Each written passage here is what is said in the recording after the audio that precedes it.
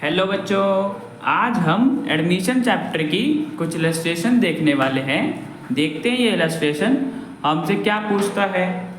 तो बच्चों P, Q और आर तीन पार्टनर्स हैं एक बिजनेस में जो प्रॉफिट शेयर करते हैं 6:3:1 की रेशियो में।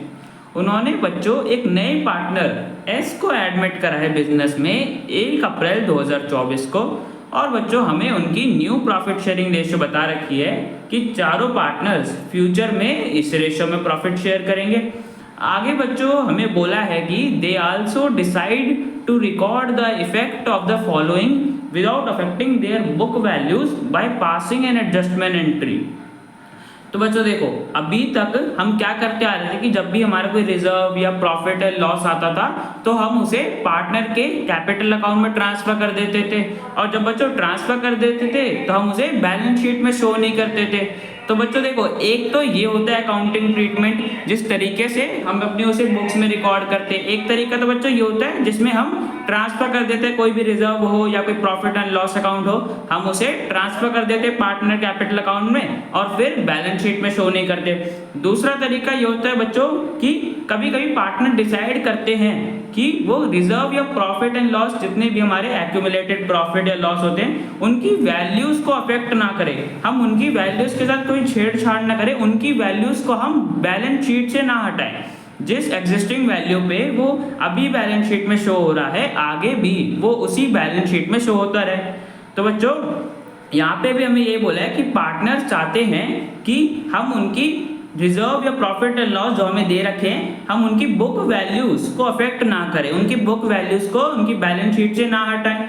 और बच्चों और उसके लिए हमें एडजस्टमेंट एंट्री पास करनी है। तो बच्चों जब भी हमें बोला जाए कि हमें बुक वैल्यूज को बिना इफेक्ट करे एडजस्टमेंट एंट्री पास करनी है तो बच्चों उसके लिए सबसे पहले हम उनका इफेक्ट निकालते हैं कि इससे प्रभाव क्या पड़ रहा है, हमारी बैलेंस शीट पे क्या प्रभाव पड़ रहा है इन रिजर्व से।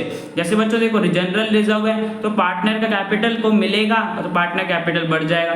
तो बच्चों हम सबसे पहले इफेक्ट निकालते हैं कि पार्टनर के कैपिटल या बैलेंस शीट पे हमारी क्या इफेक्ट पड़ रहा है उस पर। फिर हम सैक्रिफाइस गेन निकाल के एक सिंगल एडजस्टमेंट एंट्री से सारे रिजर्व्स का इफेक्ट रिकॉर्ड कर लेते हैं बिना उनकी बुक वैल्यूज को इफेक्ट करे, बिना उनकी बुक वैल्यूज को छेड़े। उनकी बुक वैल्यूज बैलेंस शीट में शो होती रहती हैं, हम उनका इफेक्ट निकाल के बस उसे अपनी बुक्स में रिकॉर्ड कर लेते हैं। तो उनका इफेक्ट भी रिकॉर्ड हो जाता है और उनकी वैल्यूज के साथ हम भी कुछ इफेक्ट नहीं करते, उनकी वैल्यूज भी शो होती रहती हैं। ठीक है बच्चों, तो इस क्वेश्चन में हमें यही करने के लिए बोला है, हमें एडजस्टमेंट एंट्री पास करके इन रिजर्व्स की जो नेट इफेक्ट आएगा हमें उसे रिकॉर्ड करना है ताकि इनकी बुक वैल्यूज इफेक्ट ना हो, ये बैलेंस शीट में सेम वैल्यूज पे शो होते रहे। ठीक है बच्चों, तो बच्चों हमें रिजर्व में जनरल रिजर्व दे रखा है, कंटिजेंसी रिजर्व दे रखा है, प्रॉफिट एंड लॉस अकाउंट है, एडवर्टाइजमेंट सस्पेंस है। और बच्चों क्वेश्चन में हमें एडजस्टमेंट एंट्री पास करने के लिए बोला है। बताया मैंने कि एडजस्टमेंट एंट्री हम किस लिए पास करते हैं कि इन सब रिजर्व्स का इफेक्ट रिकॉर्ड करने के लिए। तो बच्चों देखो इनका इफेक्ट निकालते हैं।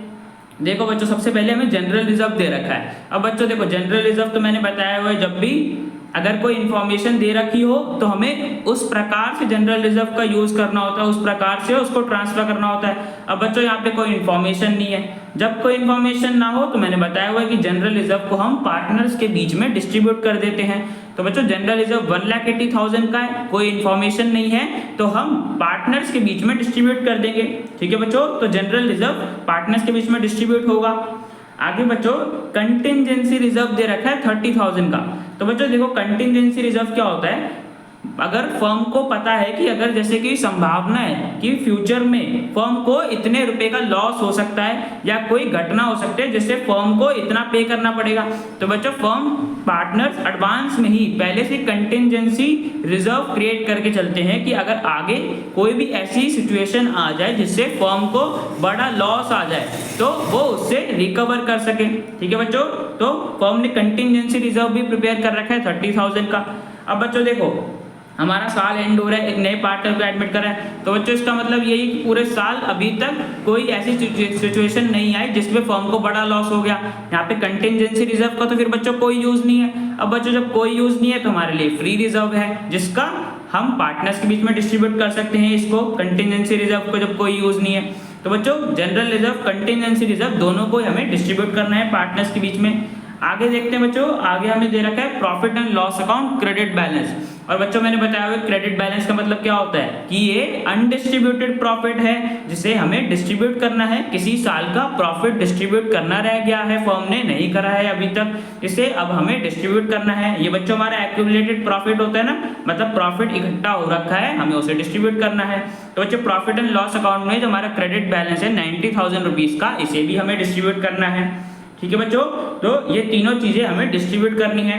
आगे बच्चों देखते हैं, आगे हमें दे रखा है बच्चों एडवर्टाइजमेंट सस्पेंस अकाउंट, उसका डेबिट बैलेंस है 1,20,000 का। और बच्चों मैंने पहले ही बताया कि एडवर्टाइजमेंट सस्पेंस तो हमारे लिए एक टाइप का लॉस होता है जिसे हमें राइट ऑफ करना होता है। जिस ईयर इसका बेनिफिट मिल जाता है हमें उस ईयर में इसे राइट ऑफ करना होता है। तो बच्चों यहाँ पे भी हमें एडवर्टाइजमेंट सस्पेंस को राइट ऑफ करना है। और बच्चों राइट ऑफ कैसे करते हैं, किसी भी लॉस को राइट ऑफ कैसे करते हैं, पार्टनर से लेते हैं ना लॉस के पैसे। तो यहाँ पे एडवर्टाइजमेंट सस्पेंस के हमें 1,20,000 रुपीज पार्टनर से लेने हैं। ठीक है बच्चों, तो ये तीनों आइटम्स हमें पार्टनर्स को देनी है और एडवर्टाइजमेंट सस्पेंस हमें पार्टनर से लेना है। ठीक है बच्चों, लॉस है ना, तो लॉस पार्टनर से रिकवर करते हैं। अब बच्चों हम इनका नेट इफेक्ट निकाल लेते हैं कि प्लस माइनस करके हमें टोटल देना या लेना कितना है पार्टनर से। तो बच्चों देखो मैंने बताया जनरल रिजर्व मिलेगा 1,80,000 का, तो ऐड कर देंगे बिकॉज ये पार्टनर्स को मिल रहा है, उनके कैपिटल का बैलेंस बढ़ जाएगा। ऐसे बच्चों कंटिजेंसी रिजर्व भी मिलेगा 30,000 रुपीज का है। और बच्चों प्रॉफिट एंड लॉस अकाउंट भी मैंने बताया था, क्रेडिट साइड का प्रॉफिट होता है तो प्रॉफिट को डिस्ट्रीब्यूट करते हैं 90,000 का। तो बच्चों टोटल देखो, टोटल पार्टनर्स को 3 लाख रुपए मिलना है, जिसमें से एडवर्टाइजमेंट सस्पेंस बच्चों मैंने बताया था कि लॉस होता है तो उसका पैसा हम पार्टनर से लेते हैं, लॉस राइट ऑफ करते हैं। तो बच्चों यहाँ पे एडवर्टाइजमेंट सस्पेंस को राइट ऑफ करने के लिए हमें पार्टनर से पैसा लेना है, 1,20,000 रुपीज हमें लेने हैं तो माइनस कर देंगे। ठीक है बच्चों, टोटल इतना हमें देना था और इतना लेना था। अब बच्चों माइनस कर देंगे तो हमारे पास नेट इफेक्ट आ जाएगा कि टोटल हमें देना कितना है, पार्टनर्स के बीच में डिस्ट्रीब्यूट कितना करना है टोटल। तो बच्चों नेट इफेक्ट आ जाएगा हमारे पास 1,80,000, मतलब इन चारों रिजर्व्स का नेट इफेक्ट ये आया है कि हमें 1,80,000 पार्टनर्स के बीच में डिस्ट्रीब्यूट करने हैं। ठीक है बच्चों, समझ के नेट इफेक्ट कैसे निकालते हैं, जो भी हमें डिस्ट्रीब्यूट करना होता है रिजर्व, प्रॉफिट और उनको हम ऐड कर देते हैं और जो हमें पार्टनर से लेना होता है उनको माइनस कर देते हैं। अब बच्चों नेट इफेक्ट आ गया। नेक्स्ट स्टेप होता है हमारा कि हम सैक्रिफाइस या गेन निकालें कि कौन सा पार्टनर सैक्रिफाइस कर रहा है या गेन कर रहा है। तो बच्चों देखो वो कैसे निकालेंगे, हमारे पास ओल्ड रेशियो भी है 6:3:1, ये बच्चों ओल्ड रेशियो थी और न्यू रेशियो भी दे रखी है 3:3:3:1। तो बच्चों यहाँ से हम सैक्रिफाइस या गेन निकाल सकते हैं। सैक्रिफाइस कैसे निकालते हैं बच्चों, ओल्ड माइनस न्यू करते हैं तो हमारे पास सैक्रिफाइस आ जाता है। देखो बच्चों P का हमारे पास ओल्ड 6/10 था प्रॉफिट शेयर और न्यू 3/10 था। ओल्ड माइनस न्यू करोगे बच्चों तो हमारे पास सैक्रिफाइस आ जाएगा और बच्चों माइनस करने पे हमारे पास 3/10 आ रहा है, मतलब P सैक्रिफाइस कर रहा है 3/10 से। ठीक है बच्चों, तो P हमारा सैक्रिफाइसिंग पार्टनर हो गया जिसका प्रॉफिट में शेयर कम हो गया है। ऐसे बच्चों Q का निकाल लेंगे। देखो बच्चों Q का ओल्ड प्रॉफिट शेयर भी 3/10 था और न्यू प्रॉफिट शेयर भी 3/10 है। तो बच्चों इसके प्रॉफिट शेयर में कोई चेंज नहीं आया, इसको पहले जितना मिल रहा था अभी भी उतना ही मिल रहा है। ऐसे ही बच्चों हम R का निकाल के देखते हैं। R का देखो बच्चों ओल्ड प्रॉफिट शेयर 1/10 है और न्यू प्रॉफिट शेयर 3/10 है। अब बच्चों ओल्ड माइनस न्यू करा तो हमारे पास माइनस में 2/10 आ रहा है नेगेटिव का। तो बच्चों मैंने बताया हुआ जब भी माइनस आ जाए कि इसका मतलब पार्टनर गेन कर रहा है, पार्टनर का प्रॉफिट में शेयर बढ़ गया है। तो बच्चों R हमारा गेनिंग पार्टनर है जिसको अब प्रॉफिट ज्यादा मिलेगा बिकॉज वो गेन कर रहा है। ठीक है बच्चों, तो R हमारा गेनिंग पार्टनर हो गया। आगे बच्चों S का निकाल लेते हैं। देखो बच्चों S का तो हमारा ओल्ड प्रॉफिट शेयर था ही नहीं बिकॉज हमने उसको एडमिट करा है। एडमिट बच्चों 1/10 शेयर के लिए करा है तो 1/10 गेन कर रहा है। 1/10 शेयर दिया है ना उसने, 1/10 शेयर मिला है ना उसे बच्चों, ठीक है, तो 1/10 गेन कर रहा है। तो बच्चों S भी हमारा गेनिंग पार्टनर है और R भी हमारा गेनिंग पार्टनर है। अकेला बच्चों P सैक्रिफाइस कर रहा है, मतलब P ने R और S को शेयर दिया है, 2/10 R को दिया है, 1/10 S को दिया है अपने शेयर में से।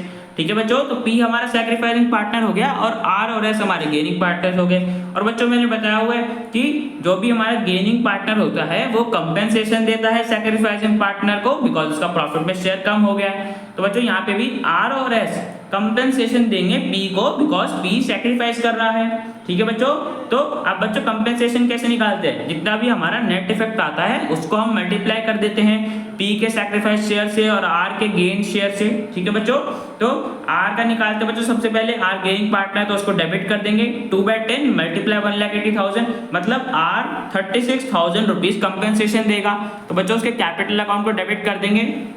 ठीक है बच्चों, तो उसके कैपिटल अकाउंट को डेबिट कर दिया 36,000 रुपीज से। ऐसे ही बच्चों एस भी हमारा गेनिंग पार्टनर था जो 1/10 से गेन कर रहा था, तो एस को भी डेबिट कर देंगे। एस पैसे देगा, कितने देगा 18,000 रुपीज। ठीक है बच्चों, तो आर 36,000 देगा, एस 18,000 देगा पी को टोटल बच्चों 54,000 मिलेंगे, बिकॉज वो 3/10 सैक्रिफाइस कर रहा है। ठीक है बच्चों, तो यहाँ पे हमने नेट इफेक्ट निकाल लिया कि इतना कंपेंसेशन देंगे आर और एस पी को, बिकॉज पी सैक्रिफाइस कर रहा है, पी का प्रॉफिट में शेयर कम हो गया है। ठीक है बच्चों, अगर बच्चों यहाँ पे नेट इफेक्ट हमारा नेगेटिव में मतलब लॉस हो जाता है, यहाँ पे तो बच्चों प्रॉफिट हुआ ना जो हम डिस्ट्रीब्यूट कर रहे हैं, अगर यहाँ पे लॉस हो जाता तो हम उस केस में इस एंट्री को रिवर्स कर देते, इसकी अपोजिट एंट्री पास कर देते। ठीक है बच्चों, तो यहाँ पे बच्चों सबसे पहले हमने नेट इफेक्ट निकाला कि रिजर्व्स का नेट इफेक्ट क्या है, फिर सैक्रिफाइस और गेन निकाला, फिर उसके हिसाब से हमने देखा कि किस पार्टनर को कंपेंसेशन मिलना चाहिए और कौन पार्टनर देगा, फिर हमने वो अमाउंट निकाल के जनरल एंट्री पास कर दी। तो बच्चों इस एक एडजस्टमेंट एंट्री से हमने सारे रिजर्व्स, प्रॉफिट और लॉस का इफेक्ट रिकॉर्ड कर लिया। और बच्चों क्वेश्चन में मैं यही बोला था कि एडजस्टमेंट जनरल एंट्री से हमें रिकॉर्ड करना था, तो बच्चों एडजस्टमेंट जनरल एंट्री हमने पास कर दी और बच्चों क्वेश्चन हमारा कंप्लीट हो गया। अब बच्चों मिलते हैं नेक्स्ट वीडियो में।